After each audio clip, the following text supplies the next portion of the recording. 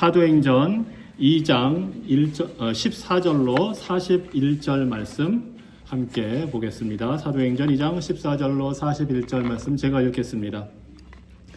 베드로가 11사도와 함께 서서 소리를 높여 이르되 유대인들과 예루살렘에 사는 모든 사람들아, 이 일을 너희로 알게 할 것이니 내 말에 귀를 기울이라. 때가 제3신이 너희 생각과 같이 이 사람들이 취한 것이 아니라 이는 곧 선지자 요엘을 통하여 말씀하신 것이니 일렀으되 하나님이 말씀하시기를 말세에 내가 내 영을 모든 육체에 부어주리니 너희의 자녀들은 예언할 것이요 너희의 젊은이들은 환상을 보고 너희의 늙은이들은 꿈을 꾸리라. 그때 내가 내 영을 내 남종과 여종들에게 부어주리니 그들이 예언할 것이요 또 내가 위로 하늘에서는 기사를 아래로 땅에서는 징조를 베풀리니 곧 피와 불과 연기로다. 주의 크고 영화로운 날이 이르기 전에 해가 변하여 어두워지고 달이 변하여 피가 되리라. 누구든지 주의 이름을 부르는 자는 구원을 받으리라 하였느니라. 이스라엘 사람들아, 이 말을 들으라. 너희도 아는 바와 같이 하나님께서 나사렛 예수로 큰 권능과 기사와 표적을 너희 가운데서 베푸사 너희 앞에서 그를 증언하셨느니라. 그가 하나님께서 정하신 뜻과 미리 하신 대로 내준 바 되었거늘 너희가 법 없는 자들의 손을 빌려 못 박아 죽였으나 하나님께서 그를 사망의 고통에서 풀어 살리셨으니 이는 그가 사망에 매여 있을 수 없었음이라. 다윗이 그를 가리켜 이르되 내가 항상 내 앞에 계신 줄을 배웠으며 나로 요동하지 않게 하기 위하여 그가 내 우편에 계시도다. 그러므로 내 마음이 기뻐하였고 내 혀도 즐거워하였으며 육체도 희망에 거하리니 이는 내 영혼을 음부에 버리지 아니하시며 주의 거룩한 자로 썩음을 당하지 않게 하실 것이미로다. 주께서 생명의 길을 내게 보이셨으니 주 앞에서 내게 기쁨이 충만하게 하시리로다 하였으므로 형제들아, 내가 조상 다윗에 대하여 담대히 말할 수 있노니 다윗이 죽어 장사되어 그 묘가 오늘까지 우리 중에 있도다. 그는 선지자라. 하나님이 이미 맹세하사 그 자손 중에서 한 사람을 그 위에 앉게 하리라 하심을 알고 미리 본고로 그리스도의 부활을 말하되 그가 음부에 버림이 되지 않고 그의 육신이 썩음을 당하지 아니하시리라 하더니 이 예수를 하나님이 살리신지라 우리가 다 이 일의 증인이로다. 하나님이 오른손으로 예수를 높이시매 그가 약속하신 성령을 아버지께 받아서 너희가 보고 듣는 이것을 부어주셨느니라. 다윗은 하늘에 올라가지 못하였으나 친히 말하여 이르되 주께서 내 주에게 말씀하시기를 내가 네 원수로 네 발등상이 되게 하기까지 너는 내 우편에 앉아있으라 하셨도다 하였으니 그런즉 이스라엘 온 집은 확실히 알지니 너희가 십자가에 못 박은 이 예수를 하나님이 주와 그리스도가 되게 하셨느니라 하니라. 그들이 이 말을 듣고 마음에 찔려 베드로와 다른 사도들에게 물어 이르되 형제들아, 우리가 어찌할꼬 하거늘 베드로가 이르되 너희가 회개하여 각각 예수 그리스도의 이름으로 세례를 받고 죄 사함을 받으라. 그리하면 성령의 선물을 받으리니 이 약속은 너희와 너희 자녀와 모든 먼데 사람 곧 주 우리 하나님이 얼마든지 부르시는 자들에게 하신 것이라 하고 또 여러 말로 확증하며 권하여 이르되 너희가 이 패역한 세대에서 구원을 받으라 하니 그 말을 받은 사람들은 세례를 받으매 이날에 신도 예수가 3,000이나 더하더라. 아멘. 성령을 보내셔서 말씀하여 주시는 하나님, 이 시간 주의 말씀을 우리가 듣기 원합니다. 주의 영으로 우리를 깨우쳐 주시고 주의 말씀을 간직하게 하여 주시옵소서. 예수 그리스도 이름으로 기도합니다. 아멘. 자리에 앉으시기 바랍니다. 지금 우리는 사도행전 2장 이 본문을 통해서 오순절 이후에 첫 설교를 들었습니다. 아마 한 3분 정도 되지 않았을까 싶은데 이렇게 짧은 설교면 얼마나 좋아하실까요?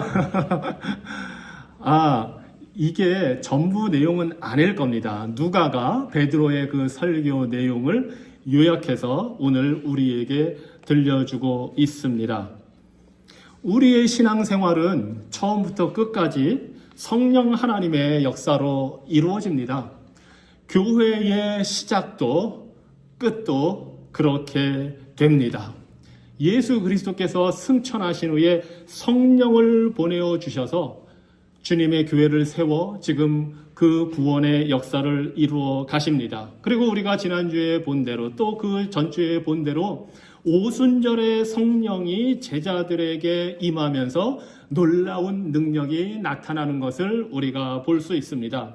그 사람들이, 제자들이 보였던 큰 역사가 무엇이냐 하면 바로 방언으로 다른 나라의, 여러 나라의 말로 하나님의 크신 구원의 능력과 역사를 찬양하고 경배하는 일이었습니다.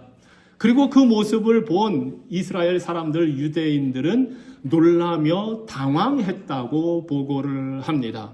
아니, 어떻게 이런 일이, 우리가 그 당시 전 세계 각지에서 다 모여왔는데 이 갈릴리 출신의 제자들이 어떻게 이 모든 최소한 15개국의 언어를 말할 수 있단 말인가 하고 사람들이 놀랐습니다. 그리고 궁금해했습니다.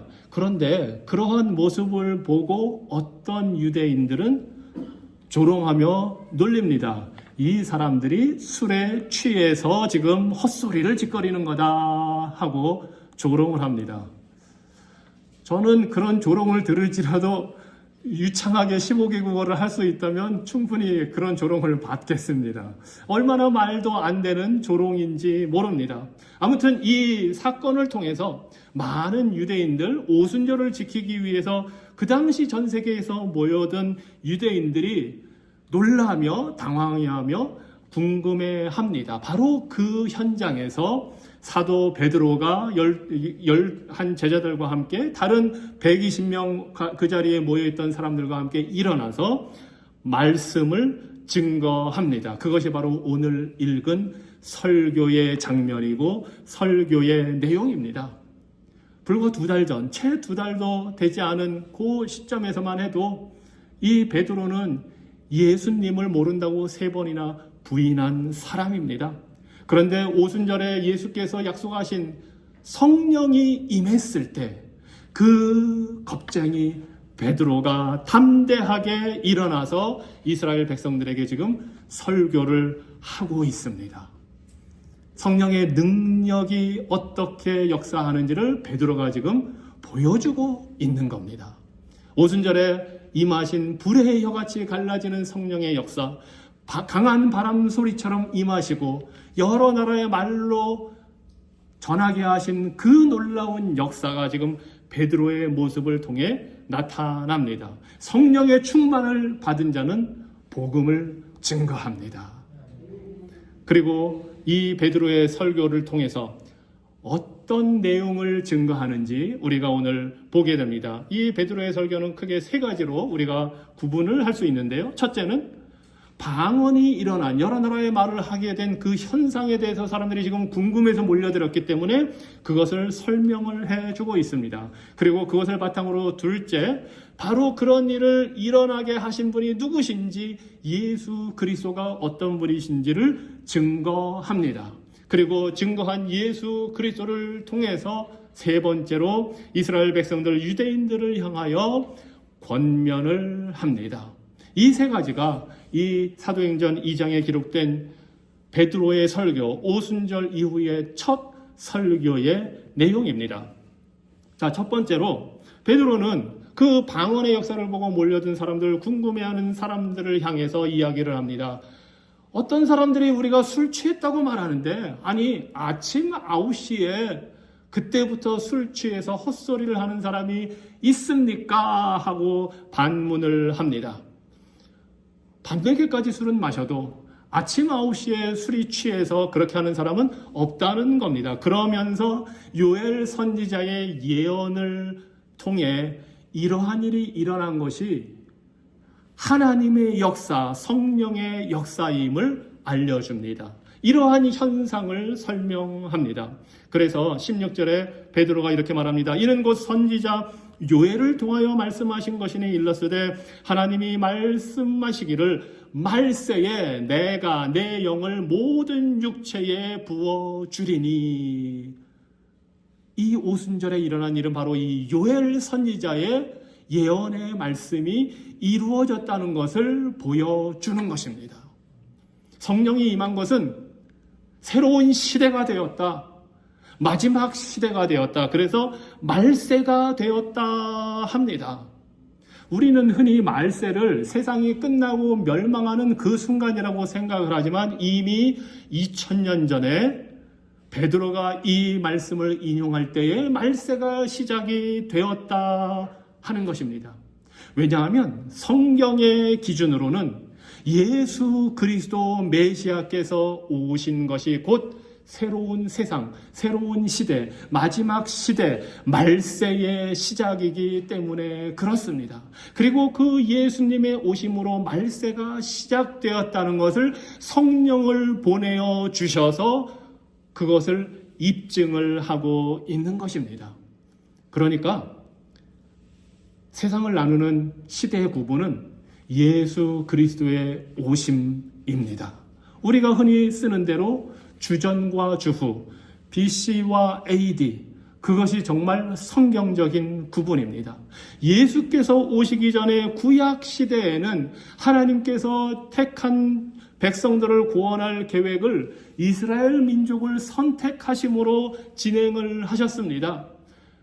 아브라함을 불러 시작을 하셨고 아브라함이 유대 민족의 조상이 되게 하셨고 아브라함에게 하신 약속을 통해서 아브라함의 씨로 메시아가 오실 것을 알려주시면서 이스라엘 민족을 만들게 하셨고 이스라엘 민족이 세상 다른 나라들에게 메시아가 올 것을 전하도록 하셨습니다. 즉 구약의 시대는 메시아가 오시는 새로운 시대, 종말의 시대가 열릴 것을 준비하고 알리는 시대였습니다. 그래서 하나님은 많은 유대 민족 중에 위대한 조상들을 들어서 사용하셨지만 그들은 결함이 있는 사람들이었고 하나님의 약속을 다 직접 지킬 수 있는 자들이 아니었습니다. 그들은 오실 메시아 예수 그리스도를 가르치기 위하여 하나님이 세우신 사람들이었습니다. 그래서 그들은 죄를 범했고 특별히 민족으로서의 이스라엘 백성들은 우상 숭배하고 하나님께 불순종하다가 그 나라가 멸망을 당해 바벨론의 포로로 잡혀가는 그러한 일을 겪게 됩니다. 유대인들 입장에서는 정말 세상이 끝난 것 같았습니다. 정말 종말이 온 것 같았습니다. 그렇지만 아직 그때는 종말의 때가 아니었습니다. 하나님은 그러한 불순종하는 이스라엘 백성들에게 내가 새 영을 너희에게 보낼 것이다 이미 약속을 하셨습니다. 에스겔 선지자를 통해서 예레미야 선지자를 통해서 아니 사실은 모세 때부터 하나님의 영이 임해서 하나님이 직접 임하셔야 불순종하고 범죄하는 사람들이 변화될 수 있다는 것을 알았기 때문에 내가 내 영을 부어주겠다 약속을 하셨습니다. 그리고 그 대표적인 약속이 바로 베드로가 인용하고 있는 요엘 선지자의 약속입니다. 이 선지자들이 이러한 약속을 했지만 말라기 선지자 그때 예수님께서 오시기 400년 전쯤에는 이제 더 이상 계시도 예언도 꿈도 환상도 주어지지 않았습니다. 이스라엘 백성들에게는 암흑기가 된 것처럼 느껴졌습니다. 그런데 그 때가 바로 하나님이 정하신 때였고 마침내 예수 그리스도께서 2000년 전에 오심으로 새로운 시대, 마지막 시대 종말을 열어주셨습니다. 그리고 그 사실을 성령을 통해 성령을 보내어 주셔서 이제는 모든 유대인들이 알도록 해 주신 것입니다. 그래서 여러분, 종말은 이미 2000년 전에 시작되었습니다. 왜 종말이냐? 예수 그리스도께서 하나님의 나라를 가지고 오셨기 때문입니다. 이스라엘 백성들에게는 이제 하나님의 나라로 들어가는 그 날이 종말의 날입니다. 마지막 시대입니다. 감사한 것은 예수님이 오셨을 때의 1, 2년 사이에 모든 것을 다 하도록 요구하지 않으셨다는 것입니다. 그때로부터 지금까지 2000년 이상 종말의 시대가 계속 진행이 되면서 우리와 같은 이방인들을 구원을 하고 계신 겁니다. 유엘 선지자를 통해 약속하신 성령을 보내셔서 그 일을 하고 계신 겁니다. 그래서 우리는 약속하신 것을 반드시 지키시는 우리 하나님을 믿고 안심하고 확신하며 신앙생활할 수 있습니다. 구약에서 약속하신 대로, 선지자들을 통해 약속하신 대로 하나님은 성령을 보내어 주셨습니다. 그리고 그 성령은 특정한 사람에게만 임하지 않았습니다. 오순절 다락방에 모인 모든 120명에게 각자에게 다 임하여 주셨습니다. 그래서 우리도 예외가 아닙니다. 지금 이 자리에서 예수 그리스도를 구주로 믿는 모든 분들에게는 성령이 임하신 것입니다. 남녀노소를 가리지 않습니다. 신분을 따지지 않습니다. 배경을 따지지 않습니다. 모든 자에게.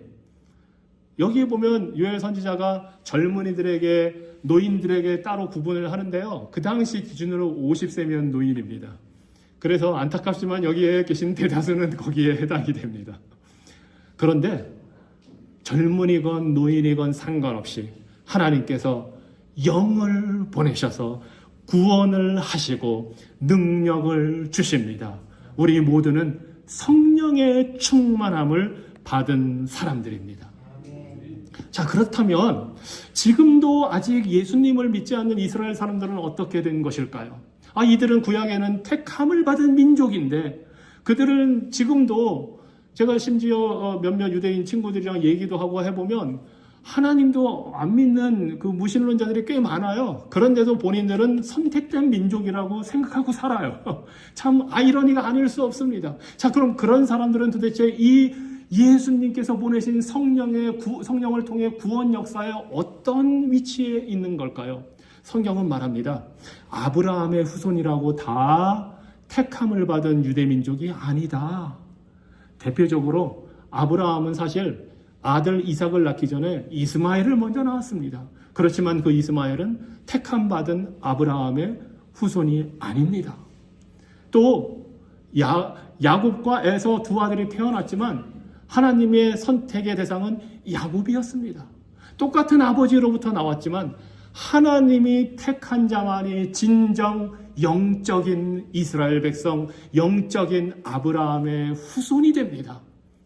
그러면 그 영적인 아브라함의 후손의 자격이 무엇이냐? 바로 예수 그리스도를 믿느냐 하는 것입니다.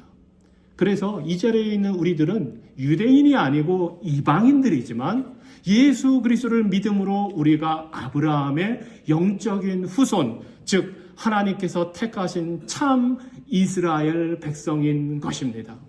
혈통적인 유대인이 다 유대인이 아니요, 오직 영적으로 거듭난 자, 예수 그리스도를 믿는 자가 아브라함의 후손이요 하나님의 선택을 받은 자녀들입니다.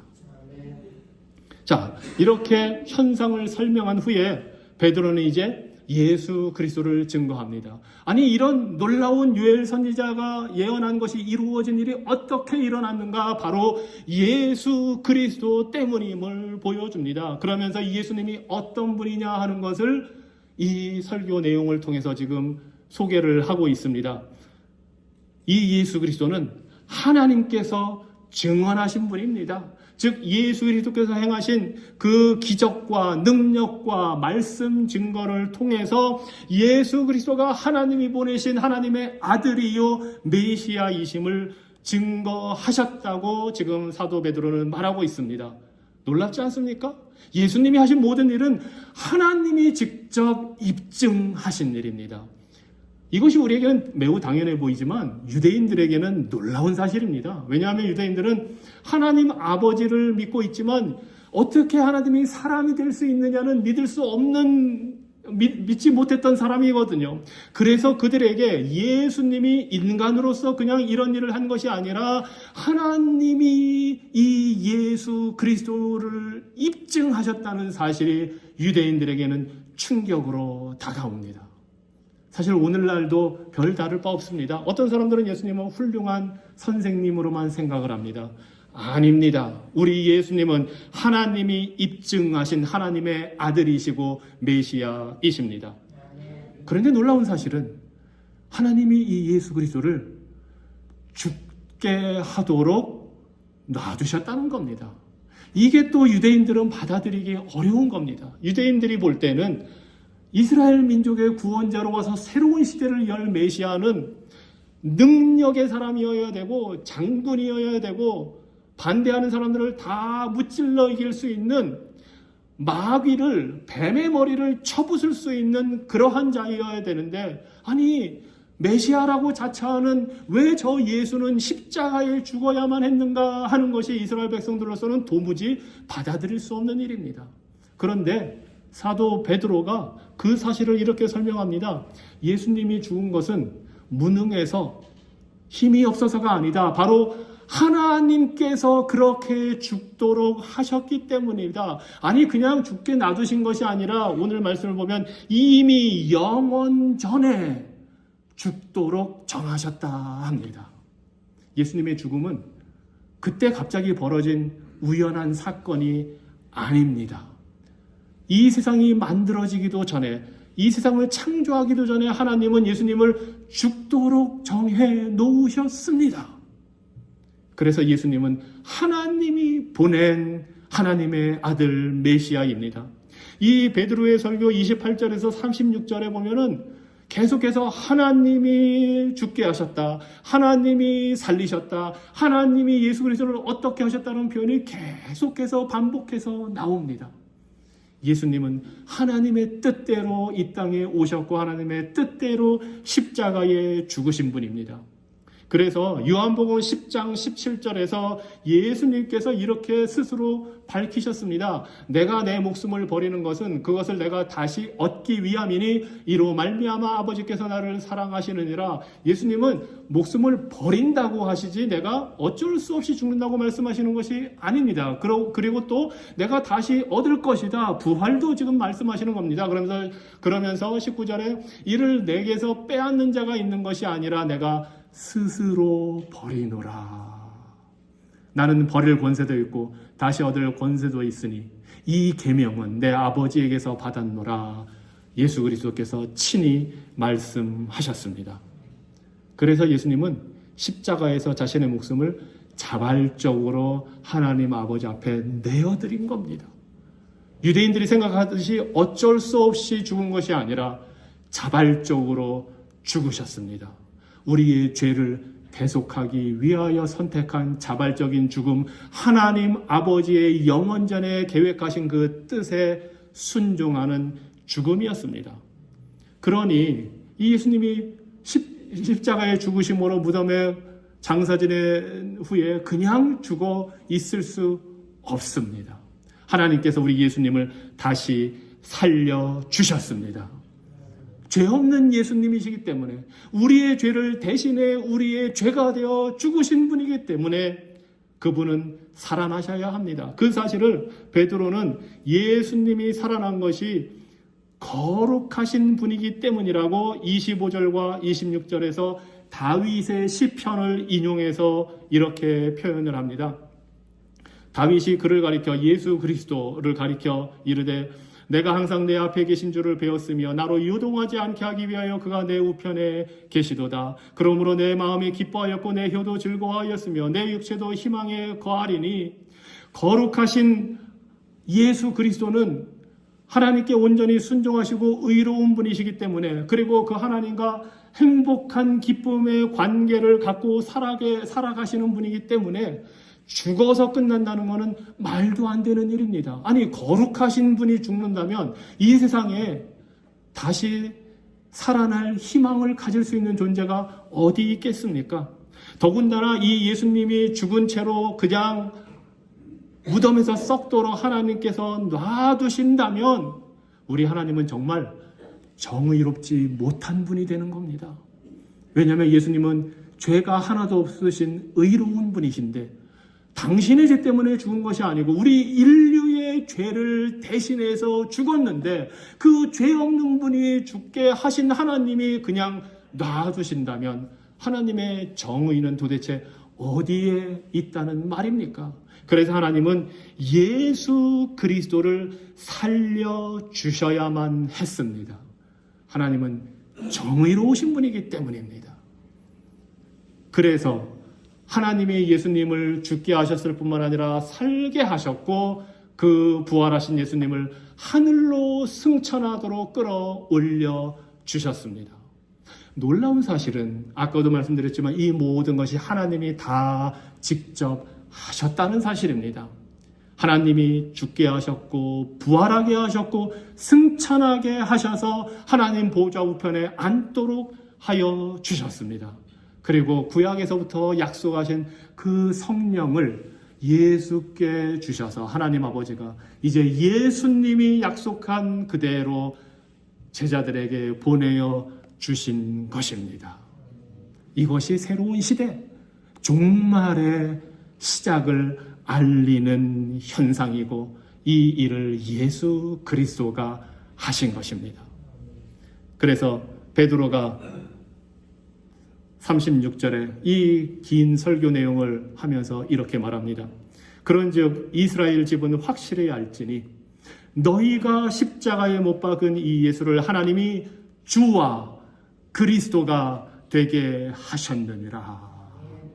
그리스도 메시아, 유대인들은 메시아로 오신 예수님을 거부하고 십자가에 못 박으라 했지만 이 예수님은 하나님께서 살리셔서 하나님 보좌 우편에 앉게 하셨으니 그가 곧 메시아이시다 뿐만 아니라 그가 주이시다. 유대인들에게 주는 하나님 한 분뿐입니다.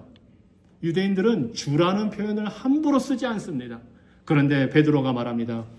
너희가 십자가에 못 박으라고 했던, 그래서 이 말을 합니다. 너희가 십자가에 못 박은 이 예수를 하나님께서 주가 되게 하셨다. 곧 하나님이 되게 하셨다는 말입니다. 예수님이 하나님이시라는 말입니다. 그런데 사도 베드로는 이 놀라운 예수 그리스도에 대한 증거를 하면서 이스라엘 백성을 향하여 이렇게 말합니다. 너희가 십자가에 못 박았다. 요즘에 이렇게 전도하거나 설교하면 아마 난리가 날 겁니다. 유대인들을 향해서 그 자리에서 베드로처럼 너희가 못 박았다. 그런데 베드로는 예수님을 입증했을 뿐만 아니라 그들의 죄가 무엇인지도 정확하게 지적을 하고 있습니다. 그들의 죄가 무엇입니까? 그 메시아, 주, 하나님이 보내신 하나님의 아들을 거부하고 죽인 것입니다. 우리는 예수님을 죽이는 현장이 있지 않았습니다. 2000년 전에 우리는 없었습니다. 그래서 우리는 그 예수님을 십자가에 죽이는 죄와는 상관이 없다고 생각합니다. 하지만 우리 예수 그리스도는 우리의 죄를 위해서 우리의 죄 때문에 십자가에서 죽으셨습니다. 이사야서 53장 5절에서 그가 찔림은 우리의 허물 때문이요 그가 상함은 우리의 죄악 때문이라 말합니다. 로마서 5장 8절에 보면 우리가 아직 죄인 되었을 때에 그리스도께서 우리를 위하여 죽으심으로 하나님께서 우리에 대한 자기의 사랑을 확증하셨다 합니다. 베드로전서 2장 24절에서 베드로 사도는 또 이렇게 말합니다. 친히 나무에 달려 그 몸으로 우리 죄를 담당하셨으니 이는 우리로 죄에 대하여 죽고 의에 대하여 살게 하려 하시니라. 예수님의 십자가 죽음은 그 자리에 있던 이스라엘 백성 그들의 그 악한 죄 때문이 아니라 그들을 포함해 우리 모든 인류의 죄 때문에 바로 우리의 죄 때문에 죽으신 것입니다. 누가 죄인입니까? 이 세상에 죄인 아닌 사람이 있습니까? 로마서 3장에서 말하는 대로 기록된 바 의인은 없나니 하나도 없으며 모든 사람이 죄를 범하였음에 하나님의 영광에 이르지 못한다 합니다. 죄의 정도는 차이가 있을 수 있습니다. 큰 죄와 작은 죄는 있습니다. 하지만 우리 모두는 죄인입니다. 어떻게 아냐고요? 모두가 죽기 때문입니다. 타락한 아담의 후손은 모두가 심지어 아기라 할지라도 죽습니다. 그 죽음이 닥친 이유는 죄 때문입니다. 로마서 6장 23절입니다. 죄의 삭은 사망이요 안 죽는 사람이 있다면 그 사람은 죄인이 아닙니다. 의인이기 때문에 안 죽습니다. 그것이 하나님의 정의의 법입니다. 의인은 살아야 되고 죄인은 죽어야 합니다. 이 세상에 안 죽는 사람이 어디 있습니까? 다 죽습니다. 죄 때문에 죽는 겁니다. 우리 모두는 다 죄인입니다. 그런데 놀라운 사실은 죄 없는 의인이신 예수님이 그 죄인들, 우리의 죄를 위해 십자가에서 죽으셨다는 사실입니다. 정의의 하나님이 그 정의를 희생시키면서까지 우리를 위해 죄 없는 예수님을 죽게 하셨습니다. 이 예수 그리스도를 베드로가 증거하고 이제 백성들에게 죄를 지적하자 이 설교를 들은 사람들이 마음의 찔림을 받아 외칩니다. 형제들아, 그러면 우리가 어떻게 해야 하겠느냐? 그때 베드로가 권면합니다. 회개하고 세례를 받으라. 38절입니다. 베드로가 이르되 너희가 회개하여 각각 예수 그리스도의 이름으로 세례를 받고 죄 사함을 받으라. 그리하면 성령의 선물을 받으리니 너희가 이 패역한 세대에서 구원을 받으라 합니다. 패역한 세대는 곧 불신하는 세대, 악한 세대, 믿음이 없는 세대를 말합니다. 예수께서 그렇게 말씀하셨습니다. 그러니 예수 그리스도를 불신하고 거부한 그 죄에서 돌이켜 회개하라고 합니다. 죄를 따지자면 종류가 많습니다. 하지만 무엇보다도 궁극적으로 중요한 죄는 구원자로 오신 예수 그리스도를 믿지 않고 거부하는 것입니다. 그래서 이스라엘 백성들을 향해 베드로가 회개하여 예수 그리스도의 이름으로 세례를 받으라 합니다. 아무리 도덕적으로 올바르게 사는 사람이라 할지라도 예수님을 믿지 않는 사람들은 하나님께 대한 반역자입니다. 예수 그리스도를 거부한 사람들은 가장 무거운 죄를 짓는 사람들입니다. 그래서 회개하라 합니다. 성령께서 오신 이유 중에 하나는 죄를 깨닫게 하는 것인데 그 죄는 바로 예수님을 믿지 않는 죄입니다. 그래서 회개하고 예수 그리스도의 이름으로 세례를 받으면 죄 용서가 임하고 성령이 오신다 합니다. 세례는 예수님을 믿고 회개했다는 것을 공개적으로 표현하는 선언입니다. 세례를 받아야 구원받는 게 아니라 세례는 예수님을 믿는다는 표현입니다. 그런데 특별히 이 당시의 유대인들에게 세례를 공개적으로 받는다? 매우 위험천만한 일입니다. 그것은 유대교를 떠나겠다는 말이나 마찬가지이기 때문입니다.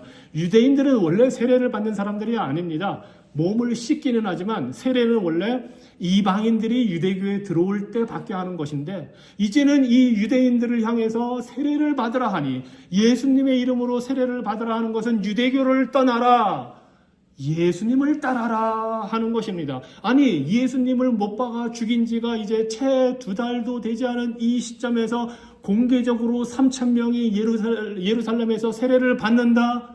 이것은 유대인들의 당시 이스라엘 백성들의 눈에 보기에는 반역자가 되는 것이고 자신들이 못 박아 죽인 예수 그리스도를 따르는 그런 무리가 되는 것입니다. 그러니까 이 세례를 받으라는 요즘 우리가 편하게 받을 수 있는 것과는 전혀 다른 문제입니다. 정말 예수님을 믿고 따르는 자만 받는 것이 세례인 것입니다. 공개적으로 나는 예수님을 따르겠다 하는 것입니다. 이것이 사도 베드로가 권면하는 내용입니다. 예수님이 말씀하셨듯이 나를 따라오려거든 십자가를 지고 나를 따르라 하신 그대로 사도 베드로 역시 그들의 죄를 정확하게 지적한 후에 예수 그리스도를 따르기 위해 핍박도 각오하라 한 것입니다. 그런데 놀라운 사실은 그날 3,000명이 예수 그리스도를 믿고 회개하고 세례를 받았다는 사실입니다. 이것이 성령의 역사입니다. 이것이 성령께서 오셔서 이루신 일입니다. 예수님을 믿는 자, 회개하고 돌이키는 자에게 죄의 완전한 용서가 주어집니다. 그리고 성령의 선물이 임하게 됩니다. 그래서 우리가 예수님을 믿을 때에 예수님을 거부하고 예수님을 믿지 않던 그 악한 죄에서 돌이켜 회개하고 예수님을 믿을 때에 이미 성령이 우리에게 오신 것입니다. 베드로는 유대인들을 향해 누구든지 주의 이름을 부르는 자는 구원을 얻으리라 했습니다. 그리고 또 놀라운 사실을 선포합니다. 하나님이 얼마든지 부르시는 자들에게 죄 용서와 성령의 인재가 임한다 합니다. 예수님의 이름을 부르는 자들이 누구입니까? 하나님께서 부르신 자들입니다. 하나님께서 부르신 자들은 예수 그리스도의 이름 앞에 나와 회개하고 믿음으로 구원을 받게 됩니다. 그 하나님께서 오늘도 2000년 전에 보내신 성령을 통해 오늘도 회개하고 예수님을 믿어 구원을 받으라 부르십니다. 정말 예수님이 다시 오시는 날은 이제 종말이 새로운 마지막 시대가 끝나는 날이 될 것입니다. 그때가 되면은 이제 더 이상 기회가 없습니다. 지금 이 시대, 종말의 시대가 구원받을 때요, 예수 그리스도를 믿을 때입니다. 그러니 지체하지 마십시오. 예수님이 언제 오실지 우리는 알지 못하지만 하나님께서 우리의 생명을 걷어가시는 날이 우리들에게는 정말 종말입니다. 그때에는 예수님의 심판대 앞에 서게 됩니다. 그때에는 제가 바빠서 못 믿었습니다. 제가 예수님이 누구신지 몰라서 못 믿었습니다. 저는 착하게 살았기 때문에 제가 구원받을 줄 알았습니다. 다 통하지 않습니다. 지금이 구원받을 때입니다. 회개하고 예수 그리스도를 믿음으로 성령의 충만함을 받아 사는 믿음의 백성들 되시기를 주님 이름으로 축원합니다. 기도하겠습니다. 2000년 전 성령의 오심이 하나님의 놀라운 구원의 계획 가운데 이루어진 일임을 우리가 봅니다. 하나님을 거역하고 배반한 이스라엘 백성들에게 예수 그리스도를 심지어 못 박아 죽이라고 외쳤던 그들에게 하나님께서 성령을 보내어 복음을 전하게 하심으로 믿고 회개하여 구원 얻을 기회를 주셔서 감사합니다. 그 놀라운 구원의 역사를 오늘 2000년 후에도 우리 가운데 이루어 주시니 감사합니다. 우리로 하여금 예수 그리스도를 믿음으로 회개하여 죄 용서받고 성령의 충만함을 받아 사는 자들 되게 하여 주시니 감사합니다. 원하기는 우리가 주님 앞에 부름을 받아 가는 그날이 오기 전에, 아니 주님이 다시 오시기 전에 이 자리에 있는 우리 모든 자들, 우리의 가족들, 우리의 자녀들, 우리의 이웃들 모두 예수 그리스도의 복음을 듣고 회개하여 믿음으로 구원받는 자들 될 수 있도록 자비를 베풀어 주시옵소서. 예수 그리스도 이름으로 기도합니다. 아멘.